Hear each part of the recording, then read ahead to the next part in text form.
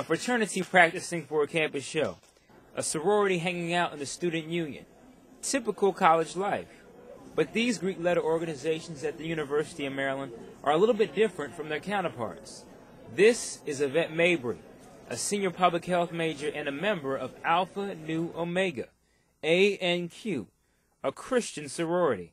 Well, a Christian sorority is different from other organizations in that we are a sorority, but we stand out from other sororities because everything we do is kind of tied back into our Christianity, and we always refer to the Word of God when we're making decisions on anything that we do. Everything down to our foundation, all the way up to the programs we actually put on for the campus, is tied into our faith.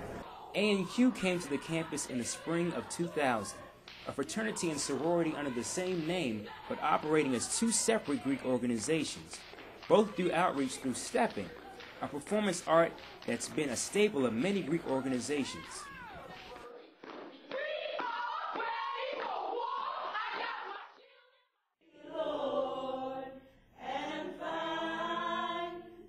It wasn't always this way. Organizations and campus ministries such as these weren't as visible on Maryland's campus until the early 2000s, when a wave of Christian groups began to take root at College Park.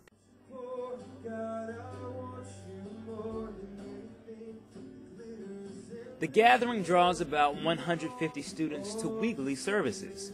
It was first established in 2005 at American and George Mason universities. Then in 2007, the gathering decided to come to College Park.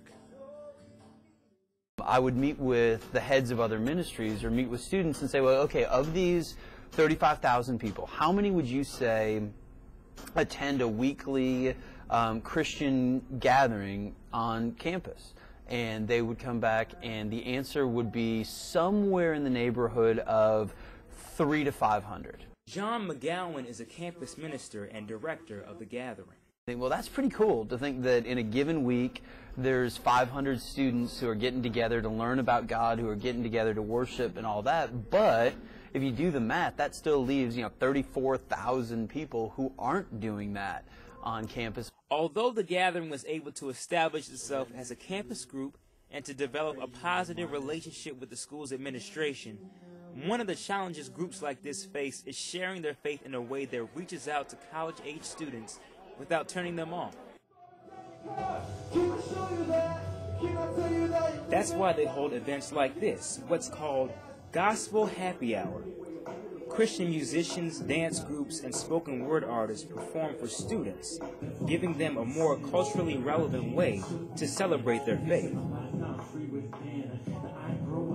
Every month of every semester, we have a Gospel Happy Hour, and it's kind of like an open mic night, and there's free food, acts. It's really fun, really live. It's a time for people to come and unwind in the middle of the week. Over the past 10 years, Christian ministries have carved out their own place here at the University of Maryland.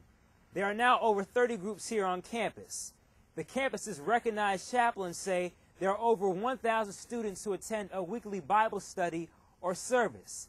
For many, it's about changing lives, theirs and others. It has changed my life because learning about the Bible was really impactful, but it was that with seeing people live it out, actually, both of those combined helped me, believe in God.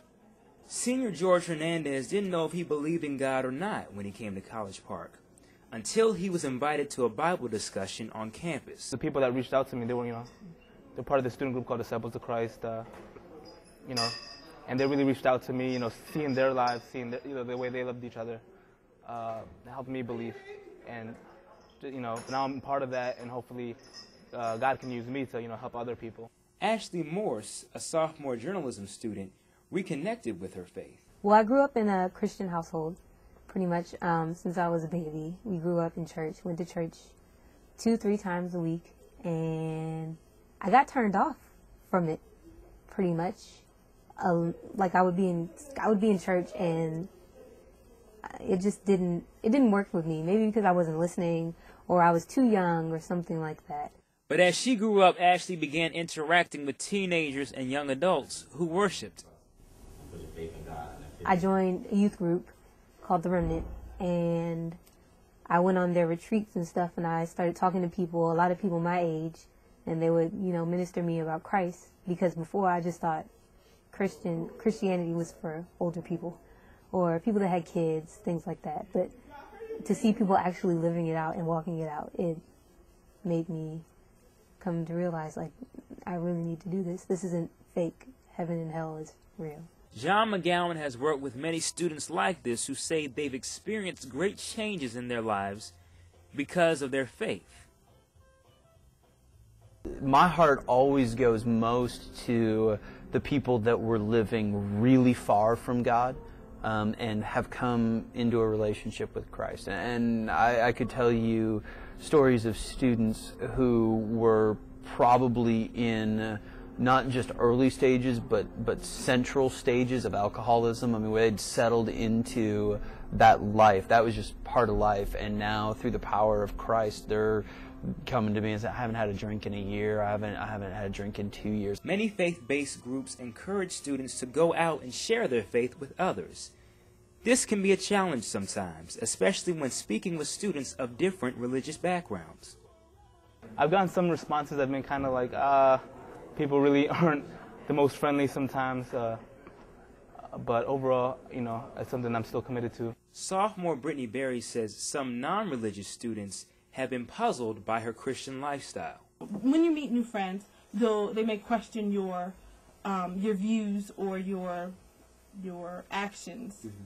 For example, me not going to parties and me not drinking. I guess those actions are questioned, and it just gives me an opportunity to share the joy that I've experienced. Our purpose is not to try to force our ideas on anybody, but if you ask us what we believe in, we stand firm in our beliefs, and we try to live out our beliefs, and we're not afraid to explain our beliefs to you if need be. These students say that they may not be living the most popular lifestyle, but they hold firm to the path they've chosen to follow, a spiritual path through college.